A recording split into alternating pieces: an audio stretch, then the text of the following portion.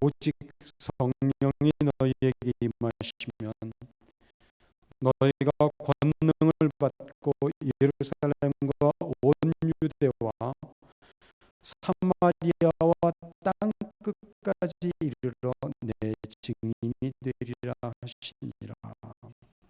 아멘.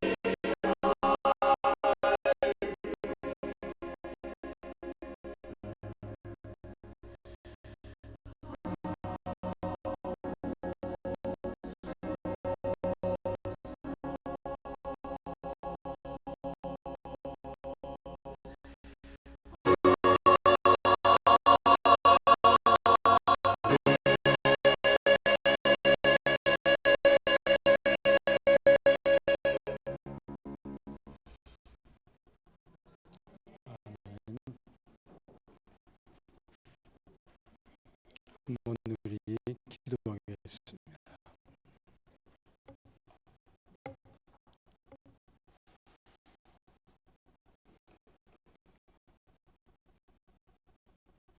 이 시간 우리가 하나님의 말씀 앞에 우리의 마음의 문을 열고 우리를 향하신 하나님의 음성을 듣고자 합니다.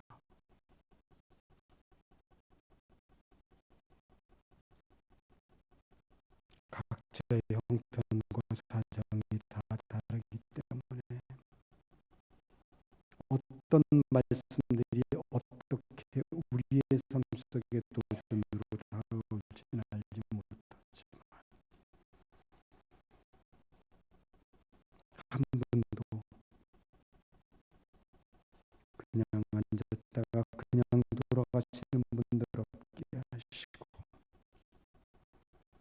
성령님께서 강하게 역사해 주셔서 말씀의 내용들을 통해 도전받게 하시며 하나님께로 더 가까이 다가가는 은혜의 시간들 기회가 되어지도록 인도해 주시옵소서.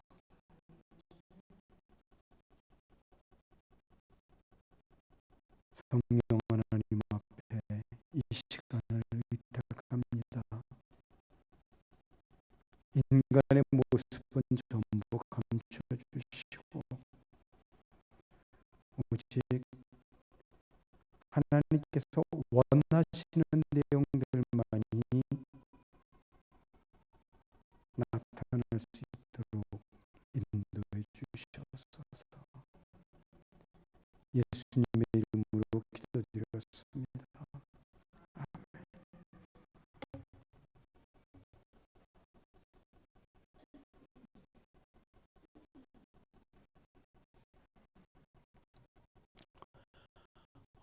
우리가 지난주에 살핀 이 증인이라고 하는 단어, 순교라는 뜻이 포함되어져 있다는 말을 했었지요. 그래서 초대교회 성도들이 증인으로서의 삶을 살았던 모습들을 보게 되면 오늘날 우리가 전도하는 모습들보다는 훨씬 더 적극적이고 증인으로서의 개념이 확대되어져 있는 것을 알 수 있습니다. 당시 그들이 복음을 전하는 과정 자체가 목숨을 거는 그런 일이기도 했지만 그렇게 목숨을 걸고라도 복음을 전해서 한 사람의 신자를 얻게 되면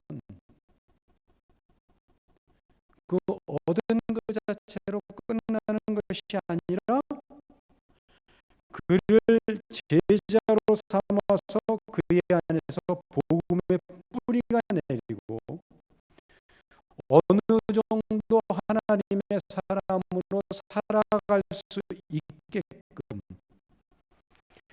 그래서 제자로서의 삶을 살아갈 수 있게끔 도와주었다는 것입니다.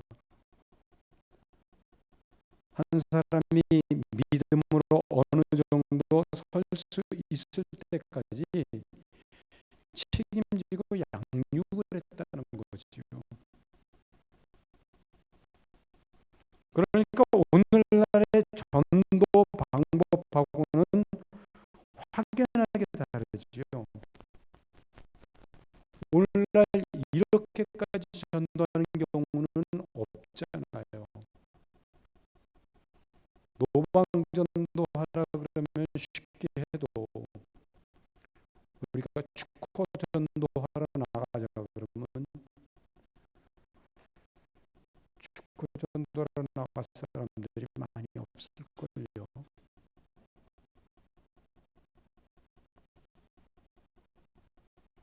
그런데 이단들은 축구전도 합니다.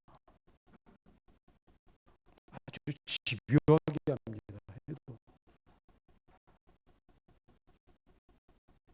그리고 아직도 대학교 캠퍼스에서는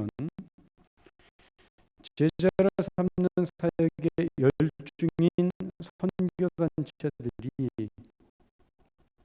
정말 그렇게 제자 만드는 일에 열심을 내고 있어요. 그래서 전도한 사람을 확실한 신자로 만들어내는 것입니다. 초대교회 성도들이 증인으로서의 삶을 살아감에 있어서 그들은 한 사람의 신자를 만들기 위하여 자신의 성품, 자신의 재물, 자신의 삶의 헌신, 삶의 모범 등과 같은 가치관들 모든 것들을 동원해서 좋은 영향력을 끼칠 수 있는 것이라면 어떤 것이라도 기꺼이 사용해서 사람을 양육하곤 했습니다. 특히 새로 나온 성도들에 대한 좋은 영향력을 주고 잘 가르침으로 그들이 하나님의 말씀 안에 굳게 설 수 있도록 도우는 모습이 보편적이었다는 것입니다. 쉽게 말하면 양육하는 일에 많은 공을 들였다는 것이죠.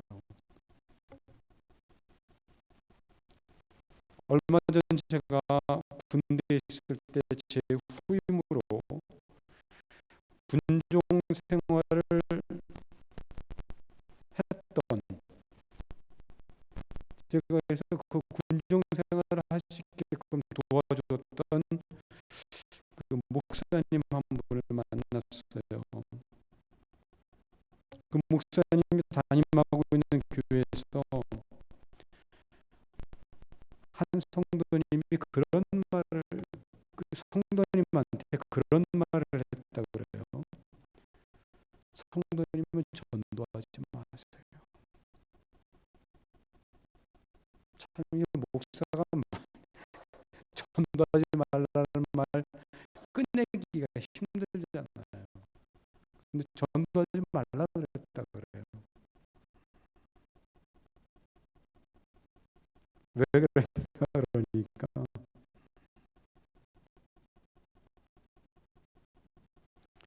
교회에 전도를 해서 교회에 새로 나오면 그 사람에 대해서 전혀 관심을 갖지 않는다는 거예요.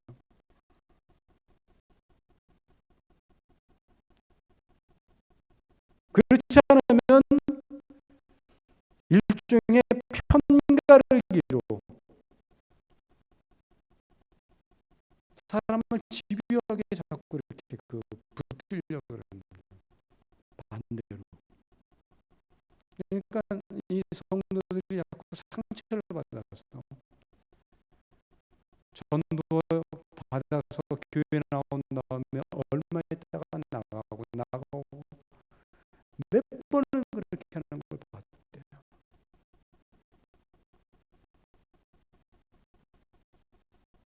전도하면 뭐 하냐는 거죠. 그런 일들이 계속 반복되는데, 그래서 전도하지 말라 그랬다는 거예요.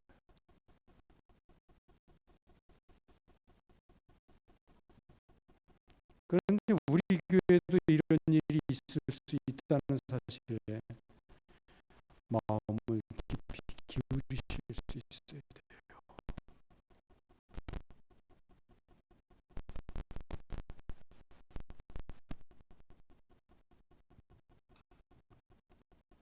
그것뿐만입니까? 우리 교회 일부 성도님들 중에는요, 교회 발을 깊게 들여놓으면 놓을수록 상처를 받는 일들만이 생기기 때문에 깊게 발을 들여놓지 못하겠다는 그런 분들도 계셔요. 이 표현은 과거에 상처를 받았다는 이야기 아닙니까? 그래서 교회 나온 지 오래되어졌음에도 불구하고 교회 안에서 겉도는 성도들이 있을 수 있습니다. 그런데 그런 모습이 있다면 그거는 교회의 참된 모습이 아니지 않습니까? 초대교회 성도들은 전도하는 일에만 몰두하는 것이 아니라 어렵게 전도를 해서 얻은 그 한 사람이 어떻게 교회에 잘 적응할 수 있을까? 이 부분을 도와줄 수 있을까 하는 일에 온 마음을 모으고 사랑으로 돌보며 모든 신경을 집중했던 것입니다. 그래서 그 새신자가 인격으로 감화를 받고 삶으로 도전을 받고 예수 믿는다는 것이 바로 이런 모습이구나의 감동이 되어 죽기 살기로 예수를 믿는 경우들이 허다했던 겁니다.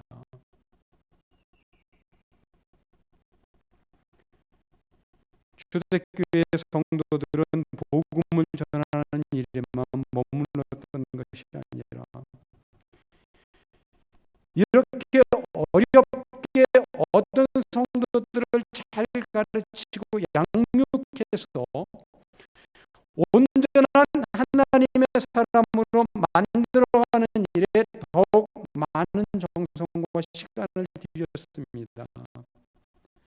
바로 이렇게 복음을 전하고 양육하는 일 전체가 증인으로서의 삶을 살아가는 거예요. 그 모습 전체가.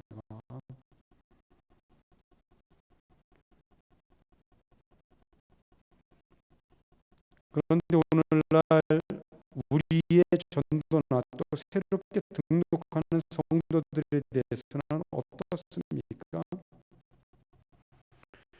우리가 이런 부분들에 대해서는 준비가 되어져 있지 못하고 정말로 한 영혼의 소중함을 분명히 알고 그를 하나님 앞에 잘 양육해 갈 수 있도록 온전한 헌신의 준비가 되어 있지 못하면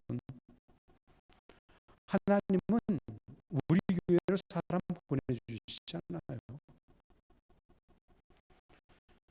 하나님께서 보내주시면 뭐합니까? 보내주시면 주시는 대로 상처받고 나가게 되고 무관심 때문에 나가게 되는데 하나님이 어떻게 우리 교회의 사람을 맡기실 수가 있겠어요?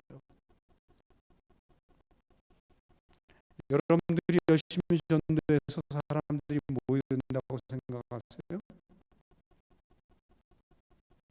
전도의 힘이라고 생각하십니까? 아니에요.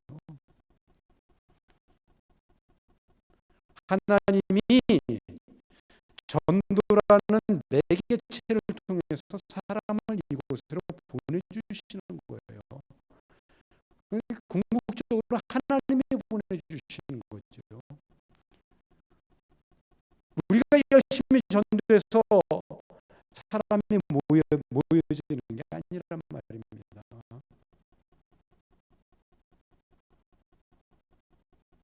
그런데 하나님이 맡길만 해야 맡겨지죠.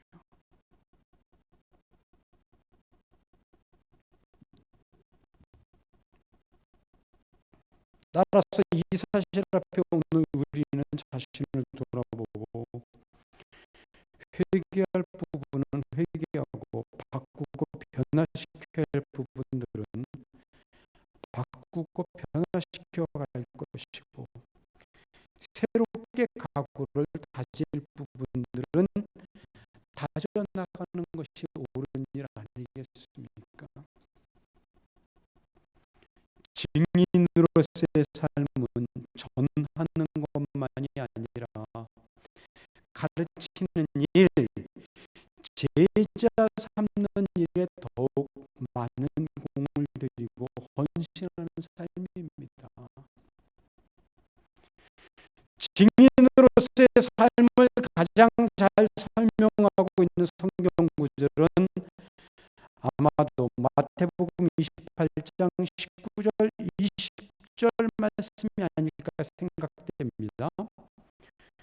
그러므로 너희는 가서 모든 족속으로 제자를 삼아 아버지와 아들과 성령의 이름으로 세례를 베풀고 내가 너희에게 분부한 모든 것을 가르쳐 지키게 하라.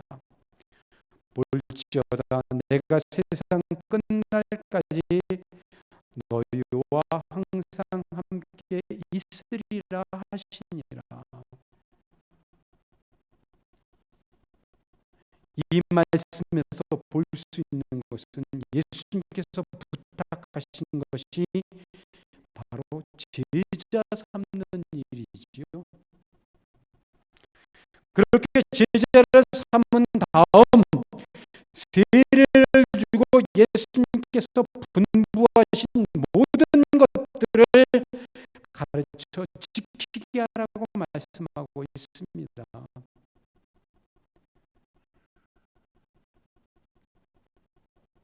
이 전체적인 내용을 간단하게 요약하면 증인으로서의 삶을 살아가라는 뜻입니다. 그토록 증인으로서 살아가는 삶에 있어서 제자로서의 삶을 살아감에 있어서 왜 가르치는 일이 그렇게 중요할까요? 왜 중요할까요? 왜 예수님은 가르치는 일을 부탁하셨을까요? 잘못 가르침을 받으면 오히려 머리만 커져서 교만하게 되고 교회를 어지럽히는 결과를 가져올 수 있지 않습니까? 그러면서 우리는 굳이 이 가르치는 일에 마음을 쏟아야만 하는 것일까요? 이 가르치는 일이 초대교회 당시 상황과 시기 자체가 맞물려 필요했던 것은 아닐까요? 그래서 가르침은 초대교회에만 필요했던 것은 아닐까요? 아니지요. 사실 어떤 면에서 교회가 가지고 있는 역할이나 기능 가운데 가장 중요한 것은 바로 이 가르치는 일에 목숨을 걸어야 하는 것인지도 모릅니다. 왜냐하면 한 사람이 복음을 받고 믿음의 삶을 시작함에 있어서 아는 만큼 헌신하게 되고 아는 만큼 희생하게 되고 아는 만큼 하나님 앞에서 자라가게 되기 때문입니다. 그리고 사람은 누구나 자신이 가지고 있는 것 위에 이 배우는 것이 더해질 때 조화를 이루어서 결합이 되어져서 자신의 역량, 능력을 최대로 발휘할 수 있게끔 되어져 있습니다. 따라서 사람은 누구나 자신이 배운 것에 대해 확신을 가지게 될 때 자신이 원래부터 가지고 있는 것을 더하게 되어서 진정한 헌신으로, 진정한 섬김으로 나타나게 된다는 것입니다. 제가 지금 물질이 엄청나게 많이 있어요. 어마어마한 돈이 지금 있습니다. 제가. 그러니까 돈 필요한 분 오세요.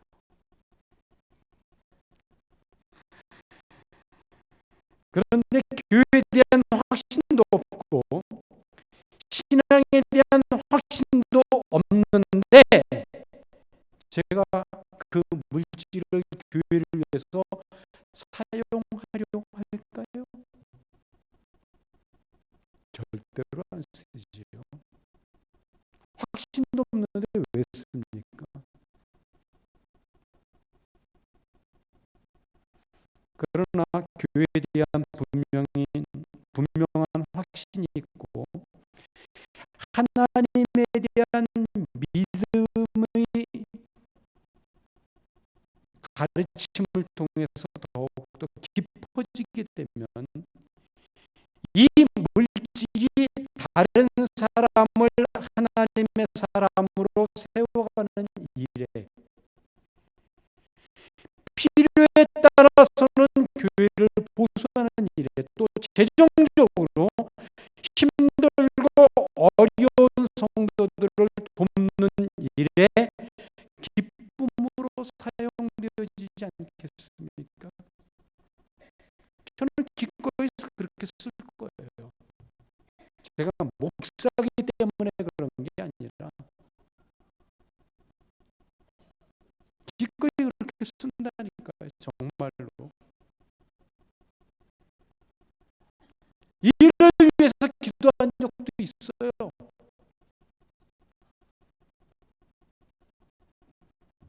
그런데 이렇게 되기까지는 바로 가르침이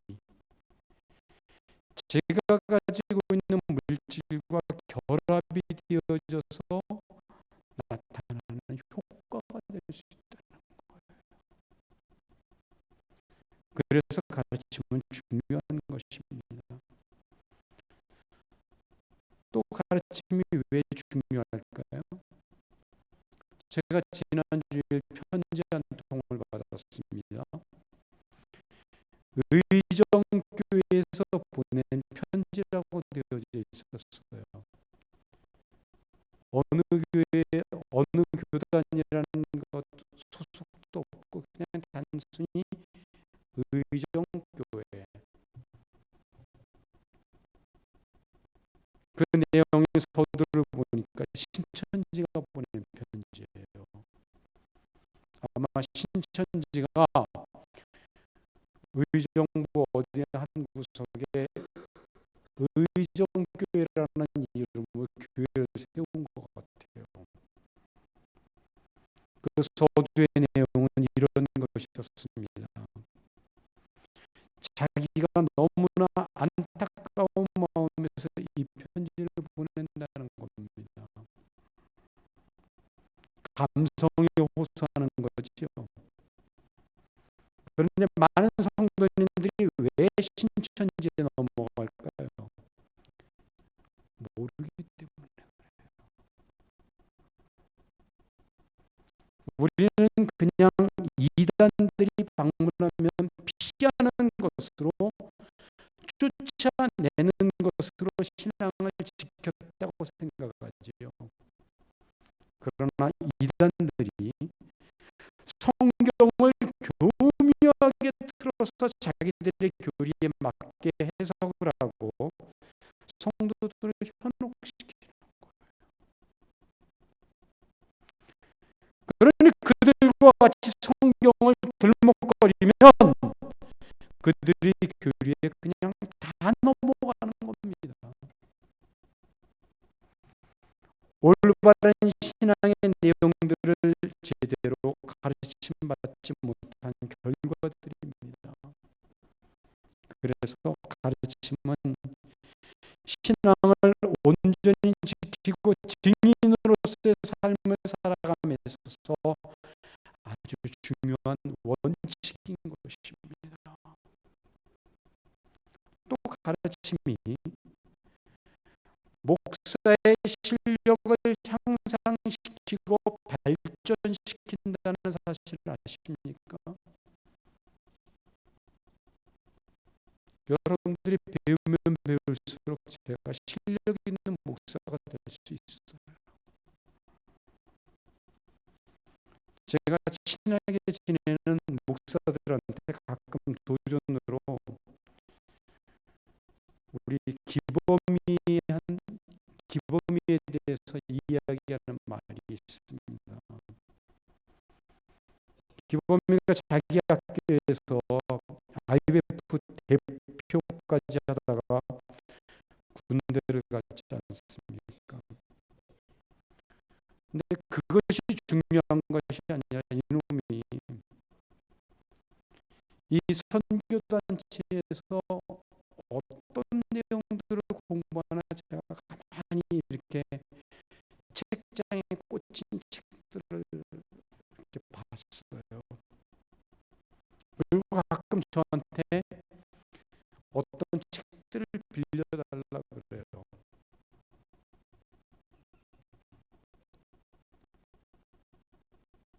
보니까 IMF에서 나오는 웬만한 신간들,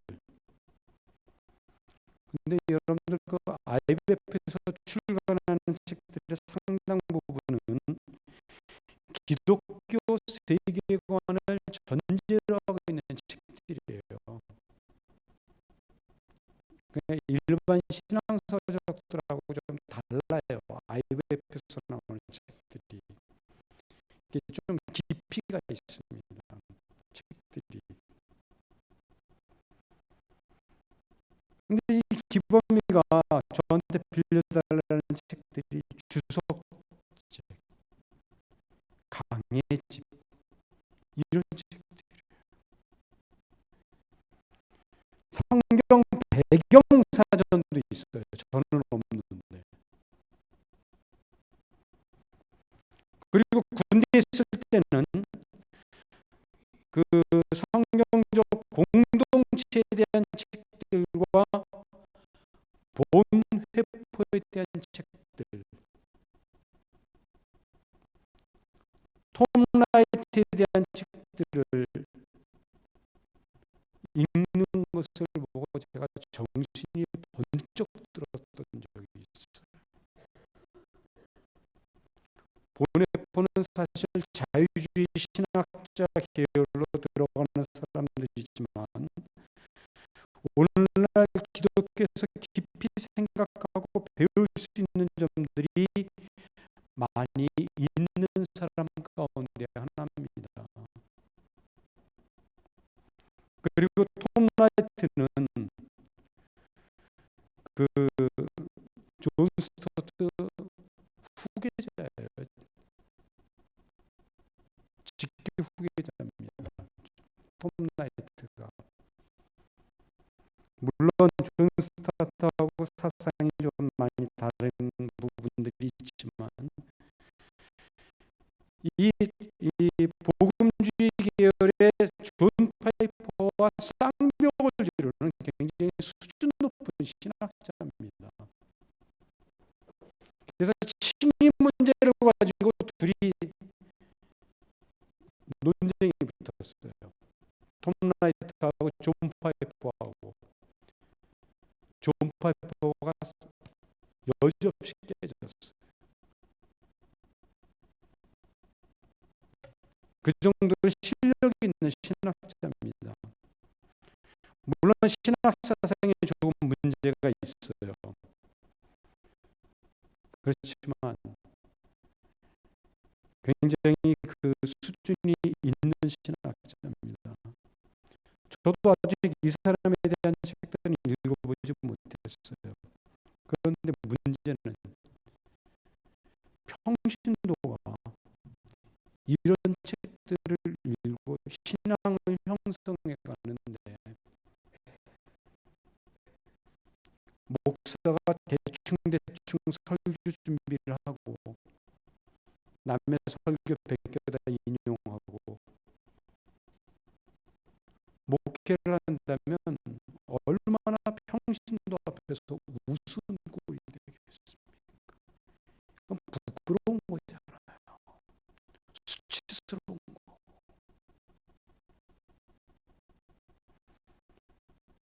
더군다나 아들 앞에서 목사 아버지가 무슨 망신입니까? 그게.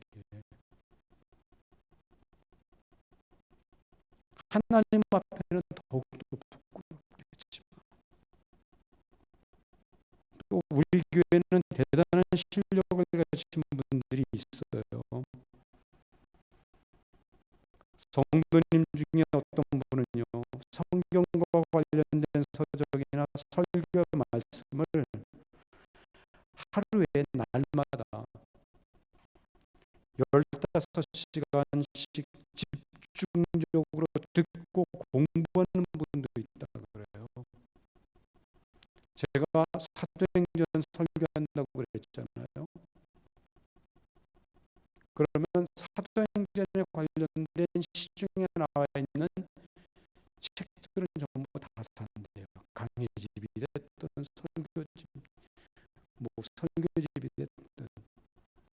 그리고 그것으로 그치는 것이 아니라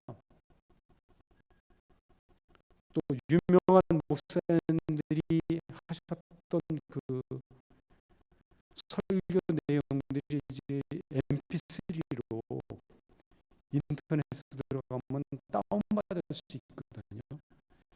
그것까지 다 다운받아가지고 하루에 15시간씩 듣고 공부한다는 거예요.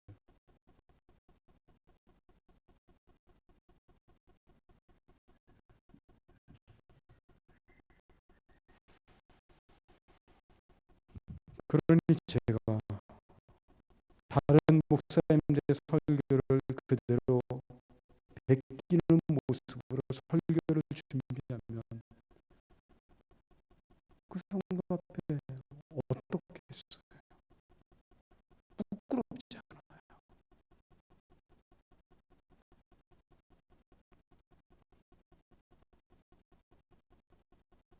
그래서 제가 다른 설교는 몰라도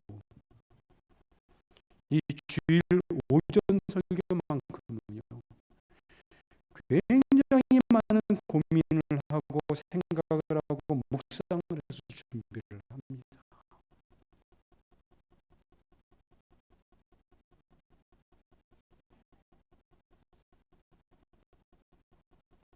기범이나 그 성도님들, 특히 하나님 앞에 부끄럽지 않으려고 애를 쓰는 거예요.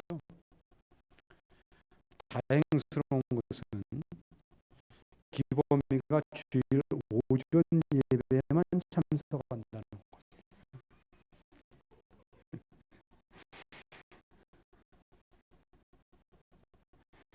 이렇게 열심히 설교 준비를 할 수밖에 없는 것이 일반 성도님들의 가르침에 대한 그 배움의 효과로 나타난, 제가 도전이 되니까 행하는 모습 아니겠어요? 따라서 여러분들이 많은 올바른 신앙 서적들을 읽고 신앙에 대해서 많은 것들을 알아가면 알아갈수록 목사인 저는 더 많은 것들을 준비해야만 하기 때문에 제 실력이 자꾸 높아지게 되는 거예요. 저를 실력 있는 사람으로 만들어가는 것입니다. 그런 결과가 되는 거예요. 그래서 여러분 여러분들이 바른 가르침을 받는 것은 중요할 수밖에 없는 겁니다. 제가 지금까지 고민한 바에 의하면요, 설교를 오래 하면 할수록 솔직하게 말씀드리지만 정말 모르겠어요. 설교를 준비하기가 더 힘들어요. 준비가 더 잘 안 돼요. 오히려 강의 설교 같은 경우 패턴이 있어서 쉽게 잘 될 것 같은데, 설교를 해가면 해갈수록 자신감을 자꾸 잃어가요.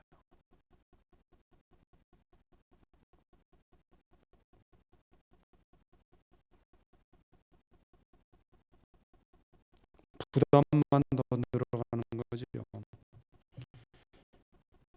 요즘 왜 이렇게 머리가 많이 빠지는가 생각을 해봤더니, 이게 제 주일날 오전 설교 준비하는데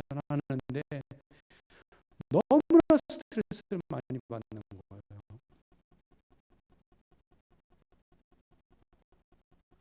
이게 정말 저의 솔직한 고백입니다. 그리고 이것이 바로 가르침의 효과라는 것입니다. 여러분들이 잘 가르침을 받아서 배움의 깊이가 있어야 교회는 올바른 모습을 갖추고 제대로 갈 수 있는 것입니다. 목사 또한 다른 생각하지 않고 바른 목양의 길을 걸어갈 수 있는 거예요. 이렇게 가르침에 대한 개념이 정립되어져 있지 않을 때 우리는 증인으로서의 삶에 대해 오해할 소지가 아주 높게 되는 것입니다. 하나님을 위하여 내가 무엇인가를 해드린다는 개념으로 신앙을 접근하게 되는 거예요.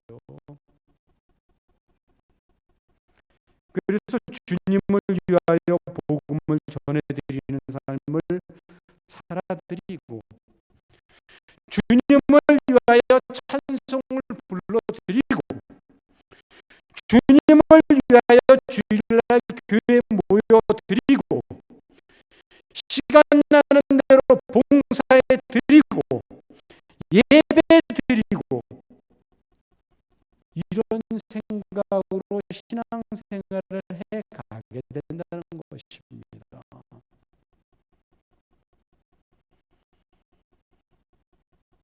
그래서 이렇게 무엇인가를 잘 해드리면 하나님이 우리에게 사탕을 주시는 거지요. 못하면 사탕이 없어요. 이 말이 뭐예요? 이런 개념으로 축복을 생각한다는 거예요. 내가 무엇인가를 열심히 해드리면 하나님이 기특하게 여겨서 내가 원하는 축복, 특히 우리 최대의 축복이 뭐예요? 물질의 풍요함 아닙니까?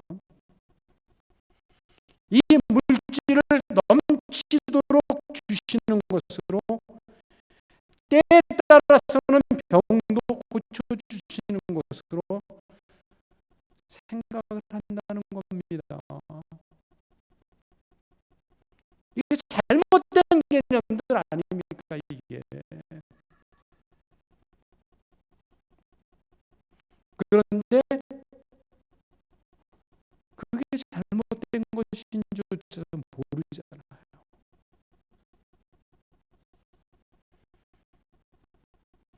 이런 개념들을 붙잡아 우리가 올바른 믿음의 삶을 살아가기 위해서는 반드시 가르침의 사역이 잘 이루어져야 되는 거예요.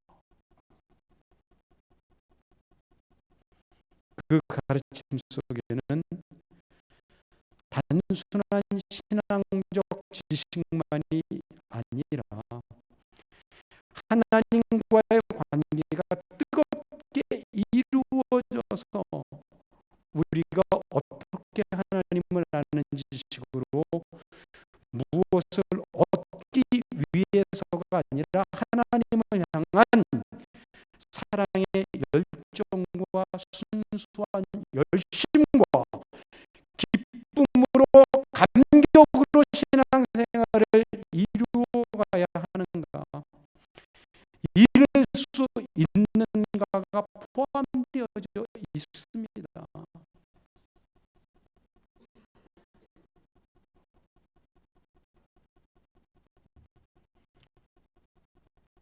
어저께 그 이상일 집사님 따님 그 결혼식에 참석했다가 그 다른 교회 장로님과 잠깐 이야기를 한 적이 있어요. 그 장로님이 그러더라고요. 형식이 굉장히 중요하지 않느냐고. 그래서 형식이 갖춰져서 형식대로 가다 보면 신앙생활이 잘 되어지지 않는 거냐고, 잘 되어질 수 있는 것 아니냐고. 그래서 제가 그랬어요. 형식이 중요한 게 아니라 하나님과의 관계가 중요하다. 하나님과의 관계가 올바로 이루어지면 형식은 저절로 따라오게 돼 있어요.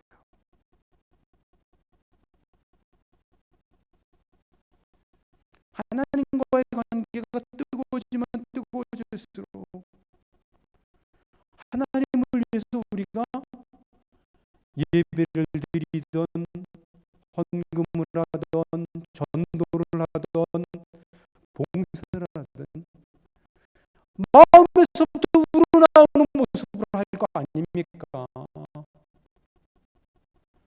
그런데 그거 없이 형식적으로 형태만 갖춰보십시오. 마음에서부터 우러나오는 모습들이 있는가? 없잖아요. 그렇게 된다니까요. 그래서 바르게 가르치는 게 굉장히 중요한 거예요. 바르게 배울 수 있는 기회가 너무나 중요한 겁니다.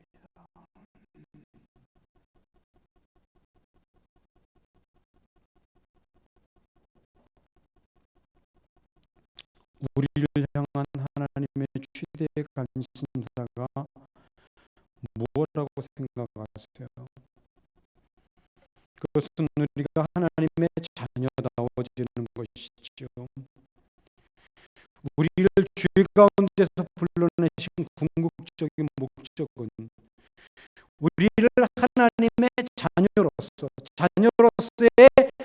자격을 갖춘 모습으로 만들어가기 위해서입니다. 하나님께서 지금도 가장 안타까워하시면서 당신의 열심으로 이루시고자 하시는 것은 우리가 하나님의 자녀다워지는 겁니다. 마태복음 5장 43절로 45절 말씀을 보겠습니다. 또 내 이웃을 사랑하고 내 원수를 미워라 하였다는 것을 너희가 들었으나 나는 너희에게 이르노니 너희 원수를 사랑하며 너희를 박해하는 자를 위하여 기도하라. 이같이 한즉 하늘에 계신 너희 아버지의 아들이 되리니라는 말씀을 합니다. 이 말씀을 마치 우리가 하나님의 아들이 되는 조건으로 원수를 사랑해야 되고 박해하는 자들을 위해서 기도해야 하는 모습으로 그렇게 해석되어질 수 있는 소지가 충분히 있죠. 그러나 우리가 하나님의 자녀가 되는 것은 오직 믿음으로 예수 그리스도의 십자가의 은혜로 아무런 행함의 조건 없이 이루어진 것이지 않습니까? 그럼 지금 마태복음에서 예수님이 하신 말씀의 의도는 뭘까요? 그것은 하나님의 아들로서의 수준을 말하는 거예요. 하나님의 아들이라면 이런 수준까지 이르러야 되는 것이고 그 수준을 이루게 하는 것이 하나님의 최종 목적이라는 겁니다. 지금까지 말씀드린 것은 모두 수준에 해당되어지는 부분이지요. 우리는 결국 영원한 하나님 나라, 새 하늘과 새 땅 아래에서 살아가야 할 사람들이기 때문에 그 나라에서 살아가기에 합당한 사람들, 자격을 갖춘 사람들이 되어야 되는 거지요.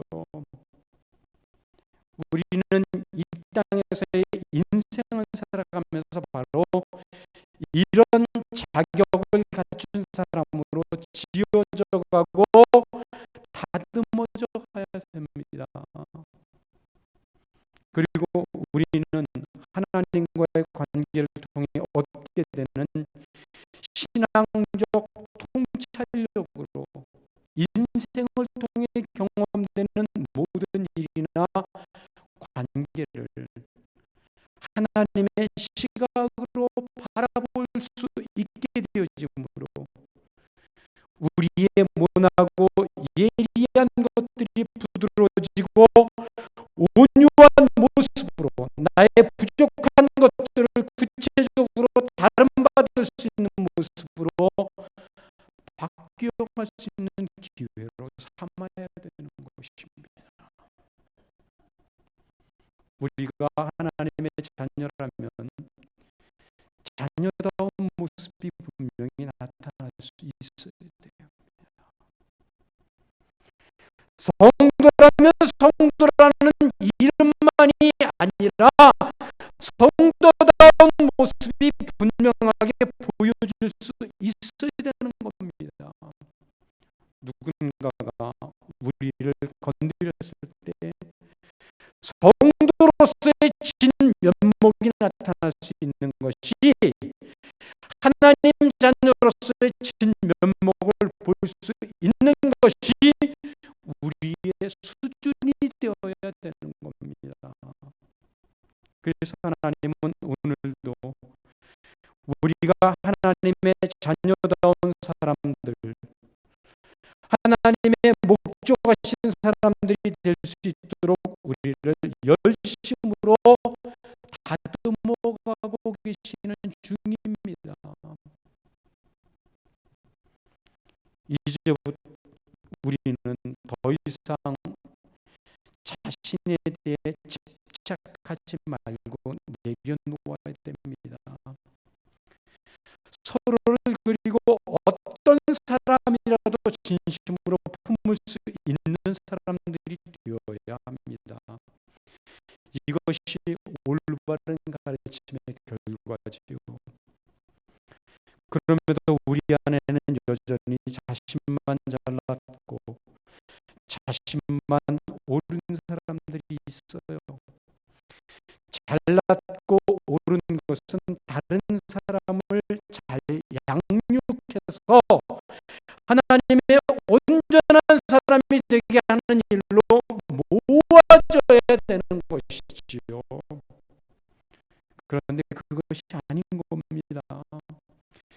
자신에게만 모아져 있고 그런 자신을 내려놓아야 한다고 알면서도 못하는 것이 아니라 안 한다는 데 문제가 있어요. 필요하다면 이를 위해 금식이라도 해야 되는 것 아니겠습니까? 물론 자신의 힘으로 되어질 수 있는 것은 아니지만 그렇게 금식이라도 한다면 하나님이 그 중심을 보시고 고쳐주실지 누가 알겠습니까? 우리의 인생에서 이런 부분들이 고쳐지지 않으면 우리가 하나님 앞에서 아무리 많은 봉사와 수고를 한다 할지라도 하나님의 인정을 받을 수 없는 겁니다. 주어진 시간 속에서 낭비만 하는 바리새인의 인생을 살게 된다는 것입니다. 여러분들은 자신이 하나님 앞에서 가지고 있는 문제들 때문에 얼마나 하나님 앞에 간절히 매달려 보셨습니까? 그 문제가 가지고 있는 것이 얼마나 하나님 앞에서 부끄럽고 심각한 부분인가를 생각해 보셨습니까? 그 문제로 인하여 하나님이 오늘도 얼마나 가슴 아파하고 계실까를 생각해 보신 적이 있습니까? 신앙생활에서 진짜 영적 전투는 나와의 싸움이라고 얼마나 많이 강조해 왔습니까? 이제부터는 이런 부분들로 인하여 하나님께 매달려 보십시오. 물론 이 문제에 대한 심각성이 필요합니다. 그 심각성을 갖는 것이 나를 보는 것이고 나를 내려놓기 위한 첫 번째 단계입니다. 그리고 이렇게 나를 내려놓는 싸움이 바로 영적 싸움인 것입니다. 우리는 하나님께서 원하시는 사람들로 지어져 가고 다듬어져 가며 성숙을 이루어야 할 사람들이지만 그런 나와의 영적 싸움이 없기 때문에 성숙을 이루지 못하는 것이고 변화를 이루지 못하는 것입니다.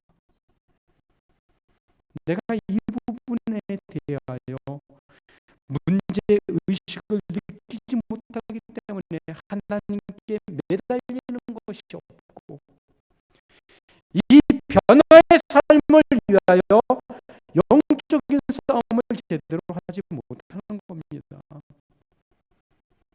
그러나 나는 반드시 깨지고 부서지고 하나님이 원하시는 모습으로 변화를 이루어가야 할 사람이요 자입니다. 그러므로 이런 나를 하나님 앞에 내어놓을 수 있도록 하나님이 나를 바꾸고 변화를 이루실 수 있도록 내가 하나님 앞에서 얼마나 죄인인가를 보게 하시고 죄인의 실체를 보게 하셔서 하나님께 나아가야 하는가를 위해 간구하십시오. 그리고 그 가르침을 받는 일에 마음을 모으십시오. 받는 일에 마음을 모으십시오. 그것이 제자 훈련이 됐든 목장 모임이 되었든 가르치시는 분들도 자신의 목장 구성원들 한 사람 한 사람을 위해 필요하다면 눈물로 기도해야 되는 거예요.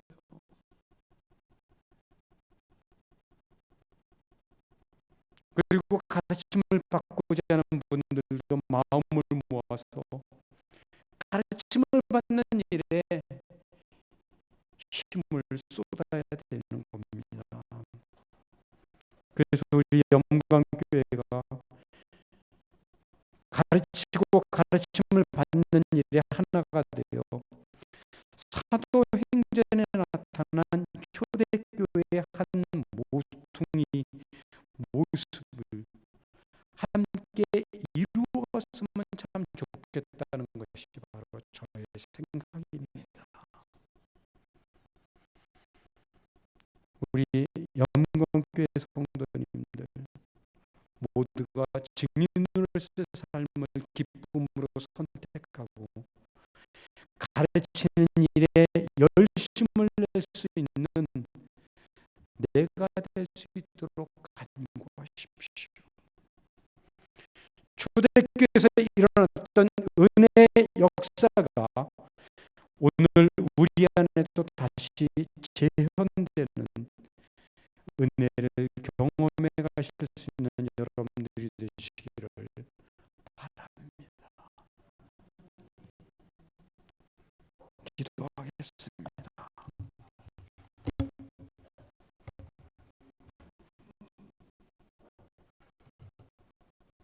증인으로서의 삶, 제자 삼는 삶에 대해서 우리가